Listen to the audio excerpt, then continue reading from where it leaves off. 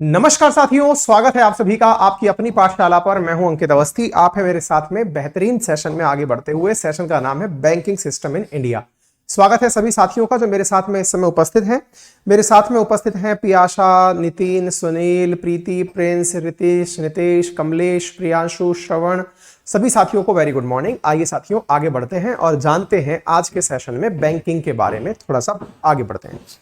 मौसम थोड़ा चेंज हो रहा है। कल भी यूट्यूब सेशन के दौरान भी जुकाम का एहसास आप लोगों को हो ही गया होगा कि काफी तेज हो गई है, और मतलब सुबह सुबह थोड़ा सा इम्पैक्ट ज्यादा हो रहा है। आप लोग भी थोड़ा सुरक्षित रहें। जुकाम जो है ना वो बहुत बड़ा नुकसान तो नहीं पहुंचाती है, लेकिन आपका कंसंट्रेशन हिला देती है। मतलब कल मतलब सुबह सुबह जग करके क्लास लेने की तैयारी में जैसे जैसे आगे बढ़ रहा था, दिमाग ऐसा सरदर्द के साथ साथ घूम रहा था। मैंने कहा इसको थोड़ा नॉर्मल होने देते हैं, तब जाकर के सेशन में प्रेजेंट होंगे आज फिर से। लेकिन हाँ, एक नाक जो है वो पकड़ के बैठी हुई है जुकाम। उम्मीद है कि आप सब लोग अपनी जगह स्वस्थ होंगे, और मैं अपना ख्याल रखने में नाकामयाब रहा, इसलिए जुकाम ने पकड़ लिया और इसीलिए आपकी कल क्लास नहीं हो पाई थी। आइए आगे बढ़ते हैं। तो पहला पॉइंट है, भारतीय बैंकिंग प्रणाली की हम बात क्यों कर रहे हैं, क्या है कहानी, इसके बारे में थोड़ा सा बैकग्राउंड जान लेते हैं। फिर हम कुछ फैक्चुअल जानकारी देंगे जो आपको अपने आप से पढ़नी है, और उसके बाद में फिर हम आरबीआई के काम और आरबीआई के अंदर बैंकिंग ऑपरेशंस में मॉनेटरी पॉलिसी का क्या मतलब है, वो सारी बातें आपके साथ डिस्कस करेंगे। थोड़ा सा ब्रीफ में समझते हैं। ब्रीफ में समझने के लिए आप ऐसे समझिए कि पहले जमाने में, जिस समय अपने समय में मतलब अंग्रेजों का शासन भारत में हुआ करता था, या उससे पहले भी जब भारत में ट्रेड हुआ करता था, आपको मालूम होगा कि इंडस वैली सिविलाइजेशन के बहुत सारे ऐसे इंसाइनियां हैं, कुछ ऐसे चिन्ह हैं जो हमको अदर सभ्यताओं से भी मिलते हैं। हमें लगता है कि यार मेसोपोटामिया वाले इंडस वैली सिविलाइजेशन में कैसे आते थे, तो कहते हैं सील मिलती थी, मोहरें मिला करती थी। उम्मीद है आपने कभी इस बारे में विचार किया हो। तो बैंकिंग के बारे में हम बढ़ेंगे, लेकिन इसकी बैकग्राउंड की जो कहानी है वो बड़ी रोचक है, और आपको वो बहुत अच्छे से समझनी है, तब जाके आप बैंकिंग को बहुत अच्छे से समझ पाएंगे। साथियों, होता क्या था, अगर मैं आपको ज्यादा दूर नहीं, अंग्रेजों के काल में ही लेकर चलूं, तो आपको यह जानकारी हो कि व्यापार कभी भी इंसानी सभ्यताओं ने बंद नहीं किया। व्यापार बंद नहीं किया, इसका मतलब समझिए कि जिसके पास जो अधिक पैदा हुआ है वो दूसरे को उसे देगा, और जो दूसरे के पास अधिक पैदा हुआ है वो उससे खुद ले लेगा। अगर हम बात करें अर्थशास्त्र में, तो जो प्राइमरी सेक्टर है अर्थशास्त्र का, इकोनॉमी का, जहां पर हम कृषि, माइनिंग, इनसे संबंधित जिन चीजों को हम बात करते हैं, इंसान ने अगर उन्हें पैदा किया कृषि के माध्यम से, खनिज के माध्यम से, तो जिसके पास जिसकी आधिक्य रही, उसने दूसरे व्यक्ति को वो चीज अपनी सहूलियत के हिसाब से दे दी। लेकिन एक तो व्यवहार में दी, और एक व्यवहार के स्थान पर उसने सामान के बदले सामान दिया। अब इस चीज को मैं थोड़ा सा आपको रियलाइज कराऊं, तो बचपन में, जब मैं मेरा बचपन अक्सर क्लास में जिक्र करता हूं इस जगह पे, आप लोग अपने अपनी चीजों को रिलेट कर लेना, और नहीं भी हो तो पिक्चराइज कर लेना। ऐसा होता था कि जब हम छोटे थे, गांव में जाया करते थे, तो जो हमारी दादी थी, तो दादी के पास में अगर हम कोई जिद करते थे कि दादी हमें ये आइसक्रीम खानी है, ये चॉकलेट खानी है, या ये गुब्बारे वाला आ गया, बलून वाला आ गया, हमें बलून लेना है, या ये खिलौने वाला आ गया, हमें खिलौने लेना है, तो उनका एक बड़ा सिस्टम, सही सा सिस्टम होता था, और वो ये होता था कि अपने गोडाउन के अंदर जो एक बहुत बड़ा कमरा होता है जिसके अंदर हम लोग अनाज भर के रखते हैं, बोले उसमें से अनाज निकाल लाओ। उन्होंने अपनी तरफ से पैमाने बना रखे थे कि आधा किलो का बाउल, 1 किलो का बाउल, इस तरह से उन्होंने बाउल्स बनाए हुए थे। बोले इसमें गेहूं भर के ले आओ। सामने वाले से कहा, आइसक्रीम वाले से, कि ये पकड़ भाई, ये तेरा एक बाउल, और इसमें बच्चे को आइसक्रीम दे दे। पता नहीं आपने कभी इस प्रकार का समय देखा है कि नहीं देखा है, लेकिन गांवों में आज भी यह प्रथा चलती है, जिसमें क्या होता है, सब्जी वाले से सब्जी लेनी हो तो लोग क्या करते हैं, सीधा अपनी फसल की पैदावार में से गेहूं, चावल, मक्का जो भी पैदा होता है वो उसको उसके हिसाब से दे देते हैं, और उसके बदले में अपने लिए वस्तु प्राप्त कर लेते हैं। उम्मीद है कि आप लोगों ने भी इस प्रकार की व्यवस्थाएं अपने घरों में देखी हो। नहीं देखी हो तो कल्पना कर लीजिए, ऐसा होता है। वस्तु के बदले वस्तु लेना, सामान के बदले सामान लेना, वस्तु विनिमय का यह प्रणाली बार्टर प्रणाली कहलाती है। बार्टर प्रणाली का मतलब हो गया वस्तु विनिमय के आधार पर व्यापार को करना। ठीक है, तो उम्मीद है आपको यह बात समझ में आ गई। गेहूं के बदले गेहूं देकर के सामान खरीद लिया गया। ठीक है, गेहूं के बदले चावल ले लिया, गेहूं के बदले सब्जियां ले लिया, फल ले लिया, जो भी लेना था उसके बदले में ले लिया। इतनी बात उम्मीद है आपको समझ में आ गई। ये तो गांव के अंदर हो गया। अब मान लीजिएगा मेरी दादी को मुझे कपड़े दिलाने थे। अब कपड़े वाला तो सड़क पे आएगा नहीं, कि भाई चलो भाई इसको सड़क पे चल करके, मतलब मैंने कहा कि भाई मुझे एक टी शर्ट दिला दो, तो टी शर्ट तो ठेली पे बिकने आएगी नहीं, वो तो शॉप में होगी। अब शॉप में अगर टी शर्ट होगी तो ऐसी स्थिति में मुझे टी शर्ट के लिए दादी को शॉप पर ले जाना पड़ेगा। मैं दादी को शॉप पर लेके गया कि दादी मुझे टी शर्ट दिला दो, या दादी मुझे जीन्स दिला दो। दादी वहां पहुंची, बोले भाई इस बच्चे को एक टी शर्ट दे दो। बोले कितने की है? बोले दादी ये है 1000 रुपए की। अभी तक रुपया जो है वो चलन में नहीं आया है, एक बार के लिए ऐसे विचार कीजिए। तो उसने क्या बोला? बोला दादी ये है 1 बोरी गेहूं की, एक टी शर्ट 1 बोरी गेहूं की है। देखना, अब यहां से चीजों को समझना, यहीं से करेंसी और करेंसी के साथ साथ बैंकिंग, ये दोनों चीजें आपके समझ में आने लगेंगी। ठीक है, तो बोले 1 बोरी गेहूं की। तो दादी ने कहा ठीक है, ये ले पकड़, इसको टी शर्ट दे दे और गेहूं जो है वो मेरे खेत से या मेरे घर से ले जाना। ठीक है साहब, मैं अपनी टी शर्ट लेके आ गया। मैंने अगली बार थोड़ी और बड़ी जिद कर दी, मैंने कहा दादी मुझे साइकिल चाहिए। तो बोले साइकिल चाहिए। अब साइकिल मान लीजिए कि साहब पूछने गए साइकिल वाले के पास, साइकिल गांव में मिल नहीं रही थी, तो थोड़ा बड़े कस्बे में जाना पड़ा। तो कस्बे में जाकर कस्बे वाले से कहा कि भाई यार सुनो साइकिल चाहिए। तो बोले हाँ दादी मिल जाएगी। बोले कितने की? बोले 5 बोरी गेहूं की। बोले 5 बोरी गेहूं की? बोले ठीक है। तो बोले एक काम कर, ये गेहूं मेरे घर से आकर के ले जाना, बच्चे को साइकिल दे दे। अब वो दुकान वाला बोला, बोले दादी मैं आपको नहीं जानता, आप कौन हो? अब ध्यान से समझना, ये बहुत इंपॉर्टेंट कहानी है। बोले भाई मैं आपको नहीं जानता, आप कौन हो, आप कौन से गांव से आई हो, आप झूठ बोल रही हो कि सच बोल रही हो? अब ध्यान से समझिए, पहले अपने गांव में था तब तो कहानी क्या थी कि गांव के दुकानदार जानते थे कि हमारा घर कौन सा है। कस्बे में जब गए तो कस्बे वाले पहचाने नहीं कि जाने कितनी दादियां होंगी इस शहर में, तो इस कस्बे में तो हम किसकी किसकी बात मान लें, और आप साइकिल लेके चली जाओ और हमें पैसा ना दो तो, या हमारे गेहूं वापस ना मिले तो इसका मतलब यह हुआ कि बार्टर सिस्टम की अपनी एक चुनौती है। चुनौती क्या है कि ये बहुत लंबे समय तक वस्तु विनिमय के आधार पर बड़ा व्यापार नहीं कर सकता।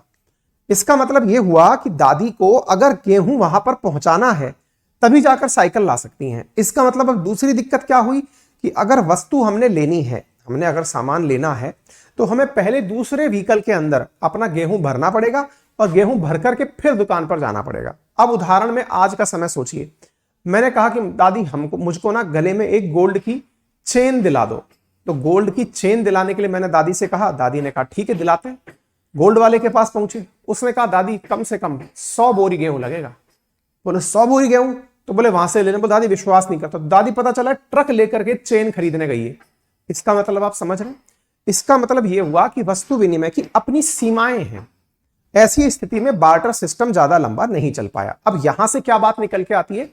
करेंसी का चलन में आना। करेंसी चलन में कैसे आई, अब यहां पर हम उस बारे में एंट्री करते हैं। ठीक है, तो यहीं से एंट्री होती है जब दादी ने यह कहा कि यार देखो तुम एक काम करो, मैं तुम्हें एक शपथ पत्र पर लिख कर दे देती हूं कि तुम जब भी मेरे गांव आओगे मुझसे इतना गेहूं लेकर चले जाना। दुकानदार को दादी ने कस्बे में जब साइकिल लेने हम गए थे तब उन्होंने एक 100 रुपए का स्टाम्प पेपर टाइप से एक चीज ली और उस स्टाम्प पेपर पर लिखकर अपना साइन करके, अंगूठा साइन जो भी करना था वो किया, और उस दुकानदार से कहा कि एक काम करना, जब कभी आपको फुर्सत मिले आप मेरे घर आना और ये मुझे वापस दिखाना और गेहूं लेकर चले जाना। इस पर तो विश्वास कर लो। उस कस्बे वाले ने विश्वास कर लिया कि ठीक है दादी बोल रही है, मान लेते हैं। लेकिन मान लो दादी इसी प्रकार का सामान खरीदने के लिए किसी शहर गई होती तो वहां तो वो मानता ही नहीं। वो कहता दादी मैं आपको कैसे पहचानूं, आपके साइन की वैल्यू क्या है? आपका साइन कोई ऐसा साइन थोड़ी है कि मेरा वचन ही है शासन है। आप माहेश्मती साम्राज्य की महारानी थोड़ी हो कि आपने साइन कर दिया और मैं आपको इसलिए पहचानता हूं कि आपका साइन आ गया तो सामान मिल ही जाएगा। फर्जी भी तो हो सकता है, पता नहीं कौन मेरे साथ चीटिंग कर जाए। तो इसका मतलब यह हुआ कि साइन की भी अपनी एक वैल्यू होने लगी। तो ध्यान से समझिएगा, सबसे पहले क्या हुआ? सबसे पहले वस्तु विनिमय हुआ। वस्तु विनिमय के बाद में जब वस्तु को ले जाने आ जाने में दिक्कत आई, तब दिक्कत क्या आई? साइन करके लोगों से कहा गया कि ठीक है ये शपथ पत्र है, आप जब आओगे हमारे यहां से सामान ले जाना, अभी तो हमें सामान दे दो।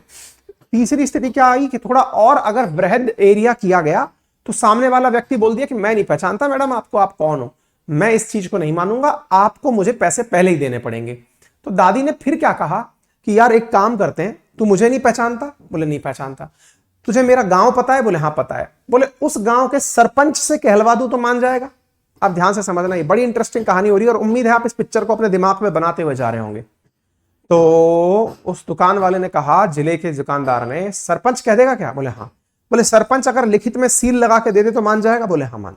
तो सरपंच से दादी ने सील लगवाई और दादी मेरे लिए एक बढ़िया सी चेन गोल्ड ज्वेलरी की लेकर आ गई। चलो कोई बात नहीं। अब क्या हुआ, अब साहब अगली बार मैं जिद करने लग गया, मैंने कहा मुझे गोल्ड ज्वेलरी नहीं, मुझे तो आईफोन चाहिए। अच्छा आईफोन चाहिए? बोले बेटा ये तो इस जिले में तो मिलेगा नहीं, अपन को राजधानी चलना पड़ेगा। बोले चलते हैं, चलो राजधानी चलते हैं। हम साहब जयपुर आ गए। अब जब हम जयपुर आए तो जयपुर आकर के हमने एक आईफोन खरीदने की बात करी। हमारी दादी ने उससे कहा कि बोले भैया बच्चे को आईफोन दे दो। तो उसने कहा कि बोले ठीक है साहब ले लो। बोले पैसे? बोले कैसे पैसे? सामान देते हैं हम तो इसके बदले में। बोले सामान देते हो? बोले हाँ। बोले मैडम सामान कहाँ है? बोले कितना ट्रक लगेगा? बोले कम से कम 2 ट्रक आपका गेहूं लगेगा। तो बोले 2 ट्रक गेहूं लगेगा? तो बोले इतना तो हम लेकर साथ में नहीं आए। बोले ये पकड़ो शपथ पत्र हमारे सरपंच का। बोले मैडम मैं नहीं जानता, हमारे राजस्थान में इतने सरपंच किस किस को जानेंगे हम, ऐसे मैं नहीं मानता। तो दादी ने कहा फिर किसकी बात मानोगे? तो बोले एक काम करो, आप अपने विधायक से लिखवा कर दे दो। अगर आपके क्षेत्र का विधायक ये लिखित में गारंटी दे दे कि मैं धारक को इतने रुपए अदा करने की गारंटी देता हूं तो मैं आपको ये समय दे दूंगा। तो साहब हम गए विधायक के पास। हमने विधायक से कहा विधायक आपके क्षेत्र के हैं हम, ये पकड़िए गेहूं हमारे, इस पे लिख के दे दो क्योंकि वहां से जब आएगा तब सामान ले जाएगा। अब चीजों को रिलेट करते जाना, ठीक है ना, मतलब इस तरह से कहानियों को रिलेट करते चले जाओगे तो आप लोग इकोनॉमिक्स के अंदर इन्वॉल्व हो जाओगे, सारी चीजें समझ में आ जाएंगी। ठीक है, अच्छा अब क्या हुआ, यहां तक तो सारा खेला समझ में आ गया, पैसा भी पहुंच गया, ठीक है साहब। अब एक स्टेप आगे, मैंने कहा दादी, बोले हाँ। मैंने कहा मेरे को ना लैम्बोर्गिनी चाहिए। मैंने कहा बेटा ये कहाँ मिलेगी? मैंने कहा साहब ये मुझे दिल्ली मिलेगी। बोले अच्छा चलो दिल्ली चलते हैं। हम दिल्ली गए साहब। अब दिल्ली जाकर के मैंने लैम्बोर्गिनी की डिमांड कर ली। उसने कहा कि दादी ऐसा है कि आपके गांव में जितनी भी फसल पैदा हुई है ना, उतनी फसल के बराबर गेहूं लगेगा। दादी ने कहा कि ले मेरे नाम का शपथ पत्र ले ले, मेरे सरपंच के नाम का ले ले, मेरे विधायक के नाम का ले ले। उसने कहा मैडम ऐसी बात है, इस इंडिया में ना जाने कितने विधायक हैं, हम किस किस की बात मानेंगे? बोले यार ये बात भी सही है, अब किस किस की बात मानेंगे, ये बात भी सही है, बहुत बड़ी बात है। बोले बता किसकी बात मानेगा कि तू मेरे गेहूं मतलब ले जाएगा? बोले अपने राज्य के मुख्यमंत्री से लिखवा के दो, अपने राज्य के मुख्यमंत्री से लिखवा के दो। हम मुख्यमंत्री के पास गए, मुख्यमंत्री ने कहा कि मैं अपने धारक को इतने रुपए अदा करने का वचन देता हूं। ठीक है साहब, धारक को वचन दे दिया गया। हमने साहब ले जाकर के अपनी तरफ से पर्चा पकड़ा दिया कि लो भाई ये देखो एक गांव के बराबर जो गेहूं है वो गांव में रखा है, आप अभी लैम्बोर्गिनी दे दो, गेहूं बाद में रिसीव कर लेना। अब आपको ना एक कहानी अब तक ये समझ में आ चुकी होगी, ये सारा व्यापार जितनी मूल्य है उस मूल्य का गेहूं रखा हुआ है स्टॉक में, तब जाकर व्यापार हो पा रहा है, और इसकी गारंटी किसी बहुत ही बड़े आदमी के द्वारा दी जा रही है जिसकी पहचान हो। इतनी बात समझ में आ गई। अब मैं तो राजस्थान से था, दिल्ली चला गया। अब मुझे चेन्नई से कोई सामान खरीदना था। अब चेन्नई से सामान खरीदना था, मैं चेन्नई पहुंचा, मैंने चेन्नई जाके कहा कि ये लो मेरे मुख्यमंत्री का साइन लेके मैं आ गया। उसने कहा सर देखिए मेरी सिंपल सी बात यह है, उस राज्य के मुख्यमंत्री से मेरी नहीं बनती, अब मैं उसकी बात नहीं मान सकता। तो बोले भाई फिर? बोले आप देश के प्रधानमंत्री से लिखवा के दो। हमने कहा देश के प्रधानमंत्री के पास तो बहुत सारे काम हैं। बोले नहीं साहब प्रधान तो वही है। तो बोले एक काम करते हैं, जो आधिकारिक रूप से प्रधान आदमी है ना उससे लिखवा के दे दूं? बोले दे दो। बोले राष्ट्रपति से लिखवा के दे दो। हमने राष्ट्रपति से लिखवा कर दे दिया। अब ये जो आपने पूरी कहानी सुनी, इसमें आपको यह तो समझ में आ गया कि प्रायोगिक रूप से इसमें कितनी चुनौतियां हैं।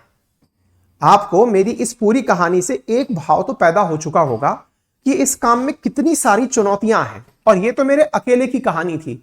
भारत तो 140 करोड़ लोगों का देश है। ऐसी स्थिति में हर व्यक्ति को अगर कोई सामान खरीदना हो तो इसका मतलब राष्ट्रपति के गेट के बाहर तो एकदम लाइन लगी रहेगी, और हर आदमी यही कहेगा मेरी फसल रखी है, उसका उतना वैल्यू का आप साइन करके दे दो। राष्ट्रपति किससे चेक करवाएगा, किससे नहीं चेक करवाएगा? और राष्ट्रपति का दिन भर साइन ही करता रहेगा क्या? इसका मतलब यह हुआ राष्ट्रपति के पास तो बहुत सारे काम है। राष्ट्रपति के पास काम में उसको फोर्सेस के लिए भी काम करने हैं, उसको देश के लिए भी काम करने हैं, अंतरराष्ट्रीय स्तर पर भी काम करने। राष्ट्रपति ने इस काम के लिए एक आदमी बिठा दिया, उसको कहते हैं गवर्नर। उस गवर्नर से कहा कि सुन भाई, तुम्हारे साइन से इस पूरे देश में जिसको भी वस्तु विनिमय के लिए नोट वो चाहिए, शपथ पत्र चाहिए, वो आपके नाम पर दिया जाएगा। बोले ठीक है सर। अब अपने जेब में रखे हुए किसी भी नोट को निकाल कर आप देख लो, उसमें नीचे गवर्नर के साइन है और गवर्नर के साइन के साथ एक लाइन लिखी हुई है कि मैं धारक को इतने रुपए अदा करने का वचन देता हूं, और उस पर गवर्नर के साइन। और अगर आपको यह बात समझ में आ रही है तो एक बार थम्स अप कर दीजिए अगर आपको यह बात क्लियर हो गई है। एक बार थम्स अप कर दीजिए, यहां तक कि कहानी समझ में आ गई है, क्योंकि असल मायने में क्या है ना, कहानी अगर क्लियर नहीं होगी तो आपके लिए यह सेशन बर्बाद है। बोलिए। रोहित लिख रहे हैं सर आपके बहुत महंगे शौक हैं। भाई स्टोरी है, अब इसको कितना भी मान लो। किशन पारेख लिख रहे हैं I don't know but you always motivates me. Thank you so much भाई। हाँ जी, एक बार बताइए सभी को ये बात समझ में आई। Ganga Joshi, live class start होने में थोड़ा डिले हो जाए तो वीडियो स्पीड बढ़ाने का ऑप्शन नहीं होता क्या? बेटा गंगा, ये मुझे भी जानकारी नहीं है, क्योंकि मैं तो इस किनारे पे बैठा हूं, उस किनारे का आइडिया नहीं है मुझे। मालूम कर लेंगे इसको भी। हाँ भाई थम्स अप कर दीजिए। प्रीति, पुष्पा, प्रियांशु, अपर्णा। इतनी अच्छी दादी को पहली बार सुना मैंने। अपर्णा, अच्छा गुड। पूजा, रजत, नीतीश, श्याम, कुलबीर, रजनी। क्लियर? सभी को यह कहानी समझ में आ गई। गवर्नर का पद कैसे बना?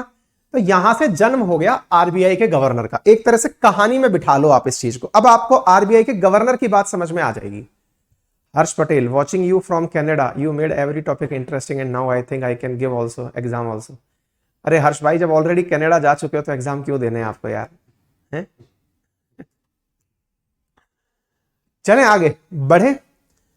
यहां से बहुत सारे लोग कनाडा जाने के लिए एग्जाम दे रहे हैं और आप जो है वहां बैठ करके एग्जाम देने की सोच रहे हैं। सर जी बट पहले आप ऐसे नहीं पढ़ाए थे। ऋतिक रॉय लिख रहे हैं बेटा मैंने कहा ना, एक चीज जो मैंने आज पढ़ा दी वो दोबारा उसी तरीके से दोबारा नहीं पढ़ाऊंगा, और यही कारण है कि मैं एक चीज को दोबारा कर नहीं पाता। हाँ, पूरी पिक्चर माइंड में बन गई, यहां तक समझ में आ गया? अब है, thank you so much, clear हो गया। चलिए अब आगे बढ़ते हैं। अब जब हमको गवर्नर का पद समझ में आ गया कि धारक को, तो हमें दो बातें और क्लियर हो गई। पहला कि मुद्रा की आवश्यकता क्या है वस्तु विनिमय के लिए। दूसरी हमें यह बात समझ में आ गई कि हमें जितनी भी करेंसी चाहिए या जितना भी शपथ पत्र चाहिए उसकी एवज में उतना ही माल हमारे गोडाउन में होना चाहिए। यानी कि आप अगर लिखित में गारंटी दे रहे हैं कि मैं ये वचन देता हूं कि इतना किलोग्राम गेहूं मैं दे दूंगा लैम्बोर्गिनी खरीदने पर, तो उतना मेरे गोडाउन में गेहूं होना चाहिए। झूठी बात नहीं होनी चाहिए ये। इसका मतलब अगर मैं केवल शपथ पत्र ही शपथ पत्र से काम करूं, अब इसको ध्यान से समझिएगा भाई। गवर्नर को तो हमने साइनिंग अथॉरिटी बनाकर बिठा दिया कि लीजिए गवर्नर साहब साइन करो और इनको गाड़ी दिलवा दो, दिलवा दिया साहब। लेकिन विचार कीजिए कि अब लैम्बोर्गिनी वाले ने वो शपथ पत्र अपने पास ले लिया और मेरे गांव में जो रखा हुआ गेहूं था वो उसने पिकअप नहीं करवाया। उसने कहा गेहूं को रखे रहने दो, कौन लाएगा इतना सारा गेहूं, कहां रखेगा, उसको वहीं रहने दो। अब लैम्बोर्गिनी वाले को 10 लैम्बोर्गिनी और खरीदनी थी, 10 लैम्बोर्गिनी और खरीदनी थी, क्योंकि वो अपने शोरूम में रखना चाहता है। ऐसी स्थिति में उसने क्या किया, वो गेहूं लेने नहीं गया, उसने मेरे जैसे 10 शपथ पत्र अपने साथ लिए, ओथ लेटर्स अपने साथ लिए, और इन्हें लेकर के उस दुकान वाले के पास जिसके पास 100 लैम्बोर्गिनी खड़ी थी वहां पहुंच गया और कहा कि भैया सुनो, ये 10 की 10 मुझे दे दो और ये मेरी तरफ से सारे की सारे शपथ पत्र ले लीजिए आप। एक लीगल टेंडर जो है मैंने उनको पकड़ा दिया। अब आपके दिमाग में फिर एक ख्याल आएगा, इसका मतलब यह हुआ सर कि आपने जो गारंटी में लेटर दिया था वही लेटर सब जगह चल गया। हमने कहा यस। अब यही लेटर आगे के लिए करेंसी बन गई। मतलब यह हुआ कि मैंने मेरे राज्य में जो विधायक वाला काम करवाया था उसकी जगह अगर मैं वो गवर्नर वाला लेटर ले आऊं तो अब वो लेटर ही लेटर चलने लग रहा है, माल तो अपनी जगह गोडाउन में भरा हुआ है। इसका मतलब यह हुआ कि आज जो हमारे पास में रुपए आते जाते रहते हैं उसकी एवज में उससे कहीं ज्यादा माल हमने गोडाउन में भरा हुआ है, और गोडाउन में माल को हम हिला डुला नहीं रहे, हम केवल नोट को हिला डुला रहे हैं। इसका मतलब आपको दो सवाल यहां पर क्लियर हो जाने चाहिए। पहला, कई बार कुछ लोग पूछते हैं हम ज्यादा नोट छाप क्यों नहीं लेते, तो जिन बच्चों के दिमाग में कभी यह प्रश्न आया हो कि हम ज्यादा नोट क्यों नहीं छाप लेते, उनको जवाब मिल जाना चाहिए क्योंकि नोट उतने ही छापे जा सकते हैं जितना हमारे गोदामों में माल हो, हमारे गोडाउन्स में सामान हो। बोले ये कैसे पता चलता है? बोले हमारे पास फॉरेन रिजर्व कितना है, हमारी जीडीपी कितनी है, इन्हीं से नोट की वैल्यू निकाली जाती है। अगर मान लीजिए मैंने नोट छाप लिए बहुत सारे और उस नोट के बदले में मैंने कभी रियल में ये कह दिया, लैम्बोर्गिनी वाले ने कभी रियल में ये कह दिया कि लाओ मुझे गेहूं दे दो, और आपको पता चला आपके गोदाम में तो गेहूं ही नहीं था, तो आप सोचकर देखो उस नोट की वैल्यू क्या रह जाएगी। वो नोट तो कचरे के भाव के बराबर रह जाएगा। यही कारण है कि दुनिया के बहुत सारे देश जैसे कि वेनेजुएला, वहां पर लोग 1 किलो आलू खरीदने के लिए बोरी भर के पैसे लेकर जाते हैं, क्योंकि नोट तो बहुत छप गए, आलू ही नहीं थे। लोग पैसे लेकर घूम रहे हैं, उसके बदले में सामान ही नहीं था, तो फिर उस नोट का कोई करेगा क्या?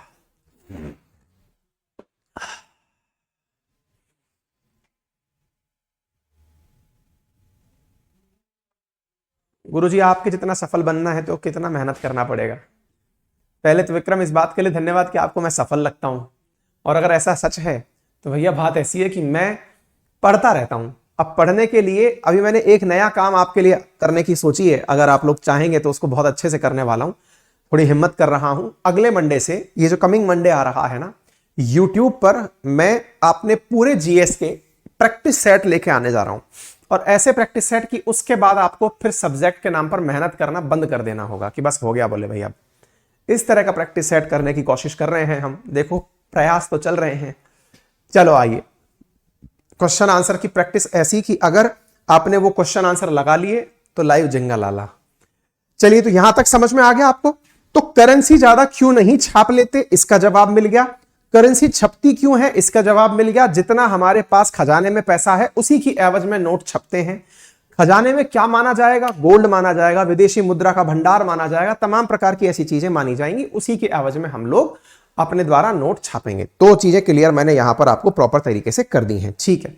अब सवाल आता है सर टाइटल तो आपने बैंकिंग का डाला था, आप तो नोट समझा दिए, करेंसी समझा दिए। मैंने कहा चलो अब मैं आप लोगों को बैंकिंग की भी कहानी सुना देता हूं। तो देखो क्या हुआ, अंग्रेजों के काल में हमारे पास मुद्रा चलन में थी भाई, पुरातन काल से मुद्रा चलन में आ रही है, इतिहास का विषय है और इसमें जानने का ज्यादा इंटरेस्ट, मतलब कब से चली थी, क्या था, वगैरह वगैरह। ये मान लो पुराने समय से हमारे पास मुद्रा चलन में आ रही है, ठीक है साहब, मुद्रा चलन में थी। अब क्या करें? अब मुद्रा चलन में लंबे समय से है। होता यह था कि पहले व्यापारी लोग सामान खरीद के अपने साथ में अगर सामान बेचकर आ रहे हैं तो पैसा लेके आ रहे हैं। जैसे राजस्थान में अभी रिसेंटली क्या हुआ है मैं वो बताता हूं आपको। इन दिनों हमारे द्वारा रास्तों में नाकेबंदी की जाती है, रात को रोक करके हम गाड़ियां चेक करते हैं। रात को चेक कर रहे हैं कि भाई कोई सामान में कोई अपने साथ ड्रग्स तो लेके नहीं जा रहा, पैसे तो लेके नहीं जा रहा, दारू तो लेके नहीं जा रहा, क्योंकि इलेक्शंस चल रहे हैं।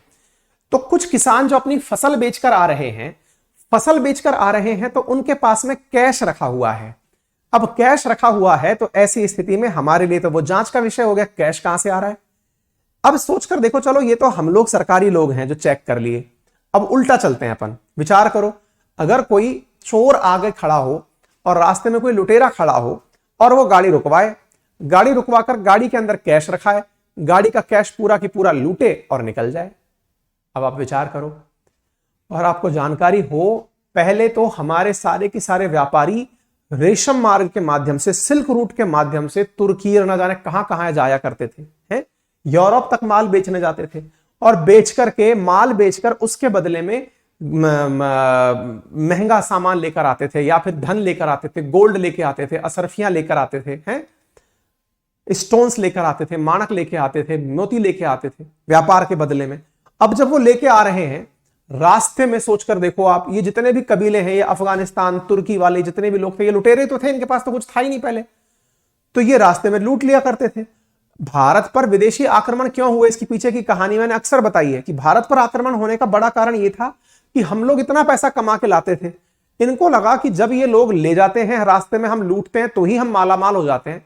ये माल कमा के इंडिया लेके जाते हैं, तो इनके साथ इंडिया में चलकर ही आक्रमण करते हैं ना, वहां पर जहां इनके घरों में इतना पैसा रखा है वहीं से लूट लाएंगे। इसलिए विदेशी आक्रांता इंडिया आने लगे थे, क्योंकि भारत के पास पैसा बहुत था। भारत को सोने की चिड़िया कहा जाता था ना, क्योंकि व्यापार से हम बहुत धन कमाते थे। क्लियर है? ठीक है। अंग्रेज आए, अंग्रेजों को लगा कि यार इसका तोड़ क्या निकाला जाए। तो आपके दिमाग में एक सिंपल सी पिक्चर बनेगी, और वो क्या बनेगी कि सर अगर मान लो एक व्यापारी पैसे लेके चल रहा है और वो पुलिस अपने साथ लेके चले कि साहब पुलिस वाले रास्ते में रहेंगे तो मैं अपने माल को सुरक्षित पहुंचा सकता हूं और धन वापस लेके आ सकता हूं। पर मैंने कहा बेटा, एक राज्य में इतनी पुलिस भी नहीं हो सकती कि हर व्यापारी के साथ लगाई जा सके। तो फिर बोले क्या किया जा सकता है? मैंने कहा फिर एक काम करते हैं। बोले क्या? मैंने कहा व्यापारी ने व्यापार करके खूब सारा पैसा कमाया। बोले कमाया, उसके लिए हमने एक ऑफिस बना दिया। क्या बना दिया? एक छोटा सा ऑफिस बना दिया। यहां पर ये व्यापारी आया और हमने ना उन जगहों पर ऑफिस बना दिए जहां पर व्यापार हुआ करता था। जहां पर व्यापार हुआ करता था हमने वहां ऑफिस बना दिए। हमने इस व्यापारी से कहा एक काम करो आप। बोले क्या? आप अपने द्वारा जो पैसा लेकर आए हो ना वो इस ऑफिस में जमा करा दो। कहां जमा करा दो? इस ऑफिस में जमा करा दो। और मान लो कि ये ऑफिस हमने खोल दिया सूरत में, ठीक है, और आपको अब जाना है मान लो दिल्ली। तो एक काम करते हैं, आपके पैसे को पहुंचाने की जिम्मेदारी अब सरकार अपने ऊपर उठाएगी। क्यों? क्योंकि रास्ते में तो आपको लुटेरे लूट लेते हैं। तो ऐसी स्थिति में हमने आपका जो पैसा इकट्ठा किया, ये सबने अपना पैसा यहां रखा और रख करके इस पैसे को दूसरी जगह, मान लीजिए मुंबई ले गए, मान लीजिए कोलकाता ले गए, मान लीजिए चेन्नई ले गए, मद्रास ले गए, जहां पर भी जाना है वहां पर एक ऑफिस से दूसरे ऑफिस में बोले हम सामान को पहुंचा देंगे। भाई मैं आपके ऊपर विश्वास कैसे कर लूं? तो बोले इसलिए कर लो क्योंकि ये ऑफिस सरकार का ही है और बोले आपसे कोई नहीं लूटेगा, इसकी क्या गारंटी है? बोले हमारे पास तो पूरी की पूरी फोर्स है ना भाई, हमारे पास तो पूरी की पूरी फोर्स है। अगर किसी ने हमसे लूटा तो हम उसको रास्ते में मार देंगे। तो बोले हम इस पैसे को सुरक्षित रूप से आपके घर तक पहुंचाने का कार्य कर देंगे। तो अब एक बार के लिए फिर से थम्स अप करके बताओ, करेंसी समझ में आने के बाद आपको क्या बेंकिंग की कहानी समझ में आई कि बेंकिंग कैसे अस्तित्व में आया होगा? एक बार के लिए बताइए। दिलकुश, एप्लीकेशन बहुत स्लो चल रहा है बेटा, एक बार अपने मोबाइल को ना वापस से रीस्टार्ट कर लो और उसके अंदर जो जंक भरा हुआ है उसे हटा दो बेटा, है ना। बहुत सारा जो अपन फर्जी चीजें डाउनलोड कर लेते हैं ना वो हटा दो। हाँ जी, एक बार थम्स अप करिए, बैंकिंग अस्तित्व में कैसे आई होगी? क्या आपको अगर ये बात थोड़ी सी भी समझ में आ रही है? रजनी, ये ऑफिस ही बैंक है, अब समझ में आ गया? क्लियर हुआ अगर आपको कि बैंक कैसे आई अस्तित्व में? अगर ये चीज समझ में आ गई तो आपको बहुत बड़ा दुविधा क्लियर हो जाएगी। इससे आपको यह समझ में आ जाएगा कि बैंकिंग पहले पैसे वाले लोगों के लिए ही हुआ करती थी। अमरजीत पाल, थैंक यू भाई। मतलब समझ रहे हैं आप सोचकर देखिए कि बैंक आम आदमी के लिए नहीं हुआ करती थी। बैंकों का जब राष्ट्रीयकरण शब्द सुनते हो आप लोग इंदिरा गांधी जी के समय पर, तो राष्ट्रीयकरण का मतलब था कि पहली बार उसे आम आदमी के लिए खोला गया था। पहले बैंक पैसे वाले लोगों के लिए ही, व्यापारियों के लिए ही हुआ करती थी।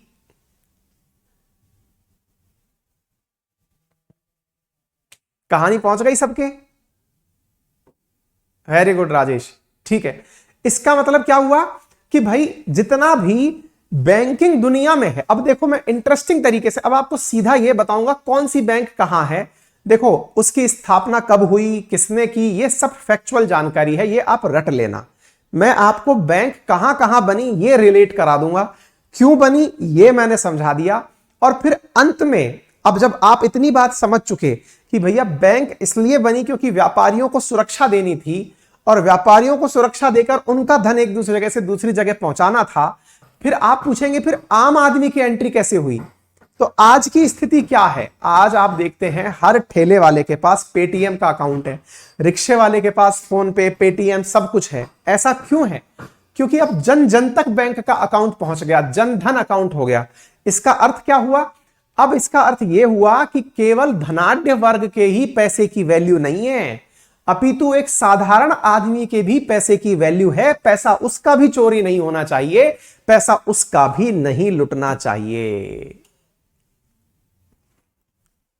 कनक शॉ लिख रहे हैं सर हर स्टेट के नोट पे अलग अलग गवर्नर के साइन होते हैं। अरे नहीं बेटा, गवर्नर बोले तो रिजर्व बैंक का गवर्नर, आप समझ गए देखते हो शायद वो वाला स्टेट वाला गवर्नर, वो नहीं, रिजर्व बैंक का गवर्नर। आरबीआई की स्थापना 1934 वो कर दी गई कि चलो भाई ठीक है, यहां से आगे अब आरबीआई वालों का काम हो गया ये। तो आरबीआई का जब मैं काम पढ़ाऊंगा, सबसे पहला काम ही ये पढ़ाऊंगा कि नोट उपलब्ध कराना, करेंसी की उपलब्धता को बनाए रखना, ये इनके पास की कहानी है। सर आपने 1 करोड़ कहां रखे? बाप रे बाप, बिना, मेरे पास कहां है बेटा, मैं तो ऐसे फकीर आदमी हूं। चलिए, तो उम्मीद है कि आपको यह बात समझ में आ गई कि एक ऑफिस से दूसरे ऑफिस तक पहुंचाना। और अब जब हम राष्ट्रीयकरण की बात करते हैं तो इसका मतलब हुआ इस बैंक तक सबकी रीच होना। अब आपका दिमाग फिर खराब होगा, बोले सर चलो ये तो आपकी बात समझ में आ गई, मैं इस बात से फिर अगली स्टोरी जोड़कर सुनाऊंगा कि हम बैंक में इतनी सारी नौकरियां क्यों लगती हैं, वो समझाऊंगा। लेकिन पहले अब एक बार बैंकों का इतिहास देख लो भाई। भारतीय बैंकिंग सिस्टम को अगर हम इतिहास के साथ लेकर चले तो 1770 में बैंक ऑफ हिंदुस्तान के नाम से सबसे पहली बैंक बनी। फिर 1881 में अवध कमर्शियल बैंक के नाम से दूसरी बैंक बनी। ये सब लोग आपको रटने वाली चीजें हैं भाई, है ना। इसके साथ साथ तीसरा अगर हम बात करें तो पंजाब नेशनल बैंक बनी, जो कि इंडियन कैपिटल, भारतीय मुद्रा के आधार पर बनाई गई थी। अगर हम एसबीआई की बात करें तो आप देख सकते हैं एसबीआई के बारे में, सार्वजनिक क्षेत्र का भारत में सबसे बड़ा बैंक है और अंग्रेजों द्वारा अलग अलग प्रेसिडेंसी बैंक अलग से स्थापित किए गए थे। एसबीआई का जो अपने आप में इतिहास है वो अपने आप में आपको यह बताता है कि कैसे एसबीआई का निर्माण अंग्रेजों द्वारा इसी ऑफिस के नाम पर किया गया था। आप सोचिए 1806 में भाई अंग्रेज सबसे पहले कहां पहुंचे थे व्यापार के लिए। वो भले ही वो कालीकूट की कहानी, सूरत की कहानी आप याद रखते हो, लेकिन अंग्रेजों ने जो सबसे ज्यादा पैसा कमाया प्लासी और बक्सर के बाद में, वो कहां कमाया था? बंगाल में। तो जहां बंगाल में उन्होंने धन कमाया, भाई एक सौरभ दुबे लगातार एएलपी का बैच ले आइए, एएलपी का बैच ले आइए, है ना। हाँ तो भैया वो एएलपी का बैच भी आ जाएगा। मैं एक ऐसी चीज पढ़ाने वाला हूं अब आने वाले मंडे से कि उससे कितने भी एग्जाम हो सबका मामला साफ सही हो जाएगा, ठीक है। तो अब सुनिए मैं क्या कह रहा हूं। 1806 में बैंक ऑफ बंगाल, अब आपको क्लियर हुआ बंगाल में ही पहली बैंक क्यों आई? क्योंकि अंग्रेजों का सबसे ज्यादा कारोबार वहीं हुआ करता था। अरे अंग्रेज भी तो डरते थे कि उनका माल कोई ना लूट के ले जाए, इसलिए सबसे पहले कौन सी जगह बैंक बनी? बैंक ऑफ बंगाल आई। 1840 में बैंक ऑफ बॉम्बे आई। बंगाल के बाद कहां पहुंची? बॉम्बे में बैंक पहुंची। आप सारी जगह वो याद करिए जहां जहां अंग्रेजों का शासन था। बंगाल में जो उद्योग थे असल में वो क्या होते थे? व्यापारिक केंद्र हुआ करते थे। तीसरा देखिए बैंक ऑफ मद्रास, देखिए तीनों की तीनों चीजें समझ में आ गई। 1921 में तीनों प्रेसिडेंसी बैंक, ये प्रेसिडेंसी का मतलब जहां अंग्रेजों का शासन होता था, उनको तीनों को मिलाकर इंपीरियल बैंक ऑफ इंडिया नाम दे दिया गया। इसका मतलब समझ में आया? इसका मतलब यह हुआ बंगाल से बॉम्बे सामान भेजना हो, बॉम्बे से मद्रास भेजना हो, मद्रास से बंगाल भेजना हो, तीनों में चीजें एक साथ की जा सकती हैं। यानी तीनों के अंदर आपस में विनिमय किया जा सकता है। अगर कोई व्यापारी बंगाल से मुंबई जाना चाहता हो या फिर मतलब बॉम्बे से मद्रास जाना चाहता हो तो उसका पैसा ऑटोमेटिकली एक जगह से दूसरी जगह पहुंचाया जा सकेगा। इस प्रकार से तीनों को मिलाकर इंपीरियल बैंक ऑफ इंडिया का गठन किया गया। आज भी जब कई बार आपसे सवाल पूछा जाता है किसी इंटरव्यू में या कोई कारण पूछता है कि बैंकों का विलय क्यों किया जाता है, तो आप उसमें सबसे बड़ा आंसर क्या देते हैं? बैंकों के विलय होने से उनकी शाखाओं पर आसानी से, सुगमता पूर्वक तरीके से पहुंच बन जाती है। इसका मतलब यह हुआ कि एक बैंक से दूसरी बैंक अगर किसी को जाना हो तो सामान पहुंचाने में अब दिक्कत नहीं आएगी कि पंजाब नेशनल बैंक से बैंक ऑफ इंडिया में कौन जाएगा, सेंट्रल बैंक में कौन जाएगा। सीधा एक साथ सारी अगर मिल गई तो पंजाब नेशनल बैंक में यहां से पैसा डालो और सेंट्रल बैंक ऑफ इंडिया की वहां की शाखा से जाके पैसा निकाल लो, क्योंकि सारी बैंकें एक ही तो हैं, सब मिल गई। तो विलय के पीछे का बड़ा कारण यह होता है कि ब्रांचेस की संख्या बढ़ जाती है, एक्सेसिबिलिटी बढ़ जाती है। पहले बंगाल ही बंगाल में माल इधर से उधर पैसा घुमा करता था, लेकिन तीनों बैंक मिल गई तो अब सोचकर देखो कि बंगाल का व्यापारी मद्रास में से भी पैसे निकाल सकता है, मद्रास का व्यापारी बॉम्बे से पैसे निकाल सकता है। इस प्रकार से इनको मिलाकर इंपीरियल बैंक बनाई गई। 1955 में इंपीरियल बैंक ऑफ इंडिया का आंशिक राष्ट्रीयकरण हुआ। अब ये राष्ट्रीयकरण शब्द अक्सर बच्चों को क्या है समझ नहीं आता, उन्हें लगता है पता नहीं राष्ट्रीयकरण किस चीज को कहा जा रहा है। राष्ट्रीयकरण का अर्थ हुआ आम आदमी के लिए बैंकों के अंदर दरवाजे खोले गए कि भाई अब तक सेठों के लिए हुआ करती थी ये चीजें, अब इसमें साधारण आदमी की भी थोड़ी थोड़ी एंट्री दे दी जाए और इस बैंक का नया नाम फिर दे दिया गया स्टेट बैंक ऑफ इंडिया। तो सोचो प्रेसिडेंसी से आप यहां तक पहुंच गए, ठीक है। फिर 1959 में जो रियासतें थी भाई, पहले तो प्रेसिडेंसीज का मतलब जहां अंग्रेजों का डायरेक्ट शासन था। उसके बाद में अंग्रेजों के जाने के बाद में भारत के अंदर जब भारत आजाद हुआ तो उसके बाद जहां जहां राजघराने थे उन राजघरानों ने भी अपने अपने लेवल पर अपनी अपनी बैंक बना ली थी। रियासतों में जो बनी हुई बैंकें थी उनमें से जैसे हमारे जयपुर की state bank of Jaipur, Bikaner की state bank of Bikaner, Patiala की state bank of Patiala, state bank of Saurashtra, state bank of Indore, Hyderabad, Travancore, इन सबको उठा करके एसबीआई की सहायक बैंक घोषित कर दिया गया। इसका मतलब समझिए, अब तक क्या हो रहा था, 1959 से पहले तो केवल 3 ही जगह प्रेसिडेंसीज की जो शाखाएं थी उनमें घूम रहा था। अब लेकिन बंगाल वाला व्यक्ति जयपुर पैसे भेजेगा तो भी पहुंच जाएंगे। स्टेट बैंक ऑफ जयपुर भी उसके साथ मिल चुका है, बीकानेर भी मिल चुका है। इस प्रकार से सारी की सारी स्टेट बैंक्स को उसमें मिला दिया गया। तो बैंकों का विलय क्यों किया जा रहा था, उम्मीद है आपको समझ में आ गया होगा कि एक जगह के माल को दूसरी जगह पहुंचाने के लिए किया जा रहा था। ठीक है, 1961 में जाकर के जो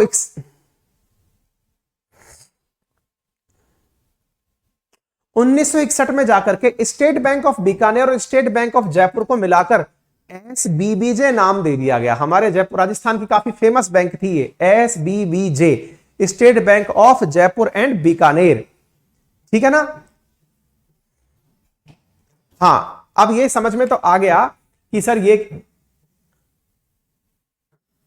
हाँ हाँ बिल्कुल सही है। सबके कमेंट्स पढ़ रहा हूं मैं, चिंता मत करिए। यूपीएसआई के लिए भी कर रहे हैं प्लान, चिंता मत करिए। सभी के लिए एकदम मास्टर शॉट लेके आ रहा हूं मैं। ठीक है, तो अब देखिए एसबीबीजे भी उसमें मिला दिया गया। मतलब एसबीबीजे काफी फेमस बैंक हुआ करती थी हमारे यहां की, उनको मर्ज कर दिया गया बीकानेर और जयपुर। 2008 में स्टेट बैंक ऑफ सौराष्ट्र का एसबीआई में विलय कर दिया गया। अब आपको यह क्यों याद करनी है, क्यों नहीं करनी है, वो आप अपने हिसाब से देख लेना परीक्षा के पॉइंट ऑफ व्यू से, कौन सी बैंक का विलय कौन सी बैंक में कब हुआ था। ये फैक्चुअल जानकारी आप याद रख सकते हैं। स्टेट बैंक ऑफ इंदौर का एसबीआई में विलय 2010 में कर दिया गया। 2017 में जितनी भी बची हुई सहायक बैंकें थी, कौन सी, ये जितनी भी गिनती से अपन ने ये जितनी भी बैंकें खड़ी की थी, इन सबको एसबीआई में मिला दिया गया। यानी फिर केवल एक बैंक रह गई, that is state bank of India. अब पहले हम इस बात को समझने का प्रयास करते हैं कि भाई बैंक बनाई क्यों गई, ये समझ में आ गया। अब लेकिन केवल इतनी सी बात से कि साहब ये केवल एक ऑफिस था जहां पर पैसे जमा कराए जा सकते थे, इसमें थोड़ा किक जो है ना वो थोड़ा कम रह गया। क्यों कम रह गया कि यार इतना पैसा सुरक्षित रखने के लिए इतनी सारी बैंकें खोलने की जरूरत क्या थी। मतलब केवल व्यापारियों को पैसा जमा कराना था, व्यापारियों को पैसा जमा कराना था और सुरक्षित दूसरी जगह पहुंचाना था। यह बात थोड़ी सी अब काफी कम प्रभावी लग रही है। तो फिर क्या करें। अब हमें इसका मतलब यह हुआ, यह समझना होगा कि फिर बैंक इतनी सारी खुलती चली गई, इतने सारे लोगों को नौकरियां दे दी गई, फिर बैंक का केवल इतना तो काम नहीं बचा होगा, कुछ और भी रहा होगा। भाई ये बात वास्तविक भी है कि भाई केवल इतने से काम के लिए तो कोई बैंक नहीं बनाया होगा कि पैसा इधर से उधर पहुंचाने में काम आ जाए। तो फिर अब दूसरा काम समझते हैं और वो ज्यादा बड़ा काम है। बैंक ने दिमाग लगाया, क्या दिमाग लगाया कि यार ये लोग मुझ पर ये ट्रस्ट तो करने लग चुके हैं। बैंक ने क्या दिमाग लगाया, ध्यान से समझना। भाई यहां पर बैंक ऑफ बंगाल है और यहां पर मान लो बैंक ऑफ जयपुर है। इन्होंने ये तो दिमाग लगा लिया बंगाल के पास में कि जितने भी लोग हैं वो मुझ पर ट्रस्ट करने लग गए। ट्रस्ट किस बात का, कि आप अपने पास पैसा रख लो और जब हमें जरूरत पड़ेगी दूसरी जगह हम निकाल लेंगे। देखो आप में और हम में एक बहुत कॉमन कैरेक्टर है, आप जितना भी पैसा कमाते हो वो डे वन में खर्च नहीं कर सकते। अगर एक महीने में आपको मान लीजिए 50,000 तनख्वाह मिल रही है, आप 10,000 तनख्वाह मिल रही है, जो भी तनख्वाह मिल रही है, आप 1 तारीख को खर्च नहीं कर दोगे, धीरे धीरे खर्चे होंगे। आप अपने पैसे को बचा करके रखेंगे कुछ समय के लिए। अब मान लीजिए आपका 50,000 में से 20,000 ही खर्च होता है, 30,000 आपका खर्च नहीं हुआ। आप क्या चाहेंगे, आप चाहेंगे कि भैया इस पैसे को सुरक्षित रखा रहने दिया जाए, कहीं ऐसा ना हो कि यह पैसा मेरा कोई चोर कर ले जाए। इसका मतलब यह हो गया कि आपने अपने पैसे को सुरक्षित रखने के साथ साथ, मतलब अपने पैसे को एक जगह से दूसरी जगह पहुंचाने के साथ साथ अब दिमाग में एक आइडिया लेना शुरू कर दिया कि यार इसका मतलब सरकार का जो ये ऑफिस है ये तो बहुत बढ़िया लॉकर है, क्योंकि पुलिस का प्रोटेक्शन जो है इसके पास में। ऐसी स्थिति में एक काम करते हैं, मेरा जो अतिरिक्त धन है वो मैं इसमें जमा करा देता हूं। इसमें जमा करा दिया, अब वो पैसा सुरक्षित है। हर महीने मेरे पास में 30,000 रुपए बचते हैं, मैं इसमें जमा करा देता हूं और मैं ऐसे करके अपना पैसा इकट्ठा करता जा रहा हूं। 1 साल, 2 साल, 5 साल, 10 साल, जब कभी ज्यादा पैसे की जरूरत होगी उसे एक साथ निकालूंगा और लेकर चल दूंगा। अब बैंक के दिमाग में कीड़े घुसे कि यार ये तो बड़ा चालू आदमी निकला है। पहले तो इसने सुरक्षा की जिम्मेदारी मुझको दी, मैंने मान लिया कि भाई तेरा सामान दूसरी जगह पहुंचा देंगे, तूने खाता खोला है। मान लिया भाई एक अच्छे प्रशासन में सुरक्षा, पुलिस सुरक्षा होनी अच्छी बात है, लेकिन यार ये तो चालू आदमी निकला। चालू आदमी क्या निकला, ये तो कह रहा है साहब ये पैसा आप ही रख लो, मैं तो 2 साल बाद लेने आऊंगा, जिम्मेदारी और दे गया ये। तो फिर बैंक ने कहा रुको बेटा, तुम्हारी इस चीज पर मुझे थोड़ा दिमाग लगाना पड़ेगा। बोले लगाओ साहब। बैंक ने अपना 15 दिन का रिपोर्ट कार्ड निकलवाया। 15 दिन का रिपोर्ट कार्ड निकलवाया और कहा कि यार एक चीज चेक करो, कितने लोग तो अपन को पैसा देने आए और कितने लोग अपन से पैसा लेने आए। लेने से मतलब कुछ ने तो जमा करा रखे थे और कुछ जमा हुए धन को वापस लेने आए होंगे। कुल मिलाकर अपने पास में बैंक में फिर भी कितना पैसा बचा रह गया। बोले क्यों साहब? बोले एक बार लमसम आइडिया निकाल लो। बोले ठीक है साहब। बेटा उसको कहा जाता है net demand and time liability, NDTL। 15 दिन के अंदर किसी बैंक के ऊपर कितनी तो आवधिक यानी कि समय के साथ में पूरी होने वाली FDs हैं या टाइम के साथ पूरी होने वाली FDs हैं, उनकी वजह से बचा हुआ जो धन रह जाता है उसे हर 15वें दिन चेक किया जाता है। आसान भाषा में ऐसे समझ लो, एक बैंक में 15 दिन तक जो पैसा रखा रह जाए उसे NDTL कहा जाता है।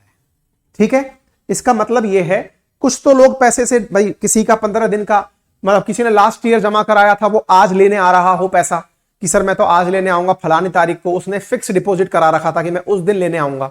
या किसी ने 1 महीने पहले जमा कराया था और वो कह के गया था सर मैं फलाने दिन लेने आऊंगा।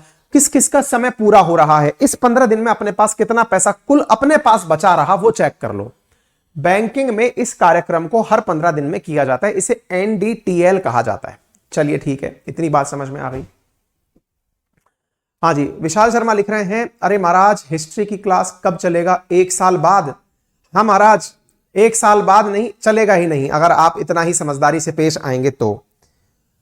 क्यों नहीं चलेगा? पहली बात तो यह है महाराज कि आपकी इच्छा शक्ति के हिसाब से यहां कोई फरमाइशी संगीत का गाना नहीं चल रहा है। पहले तो यह समझिए, हम कोई फरमाइशी संगीत नहीं सुना रहे हैं कि आपने कहा कि आज थोड़ा हिट संगीत सुनाइए, आज थोड़ा ओल्ड संगीत सुनाइए, आज थोड़ा रॉक सुनाइए, आज थोड़ा पॉप सुनाइए, है ना। ऐसा नहीं होगा महाराज। और दूसरी बात महाराज, इस सब्सक्रिप्शन को लिए हुए, क्योंकि इस प्लेटफॉर्म को बने हुए अभी 7 महीने हुए हैं, तो ऐसी स्थिति में साल भर तो आपका हुआ भी नहीं है महाराज। और तीसरी बात महाराज, मैं पूरी हिस्ट्री कंप्लीट करवा के पढ़वा चुका हूं इस फाउंडेशन बैच में महाराज, है ना। तो हिस्ट्री में करवा चुका हूं। आपको अगर बहुत तेज खुजली हो रही है तो जाकर वहां से पढ़ लीजिए, नंबर 1। नंबर दूसरा, अगर आपको मुझसे ही पढ़ना है तो पेशेंस से बैठिए महाराज। और अगर आपने अपना थोड़ा भी जबान का गलत दुरुपयोग किया तो महाराज फिर आपको पता है कि हम वर्दी भी धारण करते हैं, फिर हम उसके गलत उपयोग भी कर लेंगे। ठीक है महाराज, चलिए आइए। कभी भी इस सिस्टम का उपयोग इस तरह से ना करें, सामने वाला व्यक्ति जो है वो बैठा हुआ है हमारी सुनने के लिए, कुछ भी सुन लेगा। अंकित अवस्थी के इस मुस्कुराते हुए चेहरे का दुरुपयोग ना करिए बस, है ना, क्योंकि अगर हमारी सरक गई तो इस कहानी में कब आप किरदार बन जाएंगे आपको भी नहीं पता चलेगा। ठीक है, चलिए आइए। तो ऐसी स्थिति में हाँ, हिस्ट्री का सिलेबस कराया जा चुका है भाई, मैं फिर भी मुझसे पढ़ना है तो उसके लिए जरूर करेंगे। ठीक है, आइए। अब सवाल क्या बना कि साहब 15 दिन का पैसा बैंक ने दिमाग लगा लिया कि यार इसका मतलब ये हुआ कि इतने सारे व्यापारियों ने मेरे पास पैसा जमा करा दिया। अब बैंक कह रही है कि ये तो बेचारे डरपोक लोग हैं जो मेरे पास पैसा जमा करा के चले गए, लेकिन क्यों ना मैं अब एक काम और करूं। बोले क्या?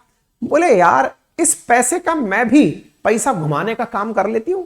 बोले कैसे? बोले कुछ लोग ऐसे तो होंगे जिनके पास पैसे की जरूरत होगी। बोले हाँ, तो तो बोले ऐसी स्थिति में उनको ढूंढा जाए जिनको पैसे की जरूरत है और उनसे थोड़ा पैसा कमाया जाए। तो बोले क्या कर लिया जाए? तो बोले आइए भाई साहब, बैंक ने कुछ अपने जैसे गरीब लोग ढूंढे। बोले पैसा चाहिए? बोले सर पैसा किसको नहीं चाहिए। बोले पैसे से कुछ व्यापार कर ले। सर मेरे तो घर नहीं है। हाँ तो घर के लिए लोन ले ले। सर मेरे पास तो गाड़ी नहीं है। अरे गाड़ी के लिए लोन ले ले। सर मेरे पास व्यापार नहीं है। अरे व्यापार के लिए लोन ले ले। सर मेरे पास शिक्षा नहीं है। अरे शिक्षा के लिए लोन ले ले। सर मेरे पास पर्सनल यूज के लिए पैसा नहीं। अरे तो पर्सनल लोन ले ले। सर मैं विदेश के लिए पैसा नहीं। अरे विदेश के लिए लोन ले ले, तू कर्जा ले ले यार। बोले महाराज आप तो बहुत अच्छे हैं, आप तो हमें पैसा दे रहे हैं और पैसे के बदले क्या चाहते हैं? अरे कुछ नहीं, अगर मैंने ₹1,00,000 तुमसे लिया है तो तू मुझे बस 1,10,000 चुका देना बस। अच्छा तो इसका मतलब आप मुझसे ब्याज ले रहे हो? बोले हाँ। बोले सर मैं ब्याज ले रहा हूं, आप मुझे लाख देंगे, मैं आपको 1,10,000 लौटा दूंगा। भाई साहब आपने तो एकदम व्यापारी हो गए। बैंक तो खुद व्यापार करने उतर आई। इन लोगों का पैसा रखा हुआ था, आप उसको किसी और को बेचकर 10,000 रुपए कमा लिए उस पे से। तो NDTL जितना भी है उसके हिसाब से आप तो पैसा कमाना शुरू कर दिए, बैंक तो माला माल हो गई। ये बात आपको पता चल गई। किनको? ये जो खड़े हुए लोग थे ना जिनका पैसा था, इनको समझ में आ गई कि बेटा जी बैंक वाले पहले हमसे ये कह रहे थे कि आपके पैसे की सुरक्षा करेंगे, अब ये तो हमारे ही पैसे से पैसा कमा रहे हैं, फिर हम अपनी बैंक क्यों ना खोल लें। जी हां, यही तो कारण है आजकल हर प्राइवेट घराना अपनी पर्सनल बैंक खोलने की सोचता है। भारत में प्राइवेट बैंक का कल्चर क्यों आया? प्राइवेट बैंक का कल्चर ही इसलिए आया कि आप सब लोग अपना पैसा हमारे पास जमा कराइए, हम आपके पैसे से व्यापार कर लेंगे, क्या दिक्कत है? आई बात समझ में? दूसरे के पैसे से पैसा कमाने की कला बैंकिंग में होती है। इसलिए बैंकिंग जो है ना वो सबसे ऊपर का बिजनेस है। बिजनेस है सिंपल, कोई नहीं है, ट्रस्ट व्रस्ट कुछ नहीं है ये। तो बोले सर इसका मतलब ये हुआ कि सर ये तो पैसा कमाएगी ब्याज से। इन लोगों को पता चल गया कि तुम बेटा हमारे पैसे से पैसा कमाओगे और हम कहां जाएंगे। बोले चिंता मत करो, अगर मैं 10,000 रुपए कमाऊंगा तो तुम लोगों को 5,000 मैं भी दे दूंगा। अब देखो आपको कितना फायदा हुआ। किसको? जिसका पैसा सुरक्षित रखना था बैंक में, पैसा का सुरक्षा भी हुई, पैसा जमा भी रहा और जमा रहने के साथ साथ आपको पैसा रखने पर ब्याज और मिलने लग गया। तो आपके लिए तो सोने पे सुहागा हो गया। आपका पैसा सेफ भी रह गया, आपको पैसे पे ब्याज भी मिल गया और आपकी टेंशन भी खत्म। और बैंक ने इसी खेल में, किसमें?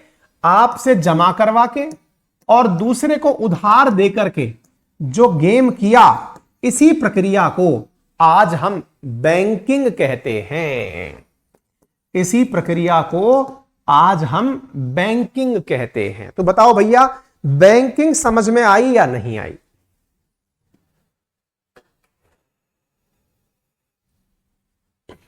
रोहित कुमार जीवन मरण की कसमें खा रहे हो हमारे साथ। बताइए, अगर आपको बैंकिंग की कहानी समझ में आई हो तो आपको हम फिर आगे लेकर चलें। बैंकिंग क्या है अगर ये क्लियर हो गया हो तो बोलो भाई। देखो हिंदी लिखी हुई है।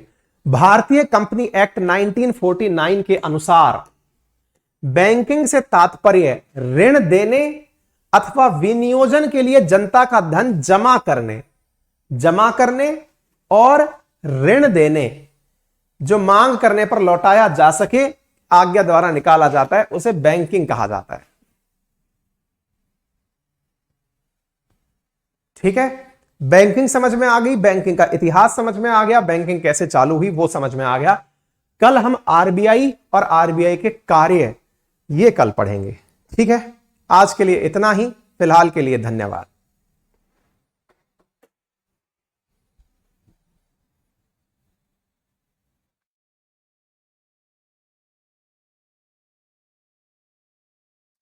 इस पूरे कंटेंट की पीडीएफ A4 में आपको अपलोड होकर मिल जाएगी। ठीक है, Priyanshu thank you so much, Ruchi, Pooja thank you so much, आज हमने बहुत सारी कहानियां सुनाई है, मनी कैसे बनी, बैंकिंग कैसे बनी, बैंकिंग में इतनी जगह कैसे बनी। Thank you Beena, Preeti thank you, Saurabh thank you, bye bye.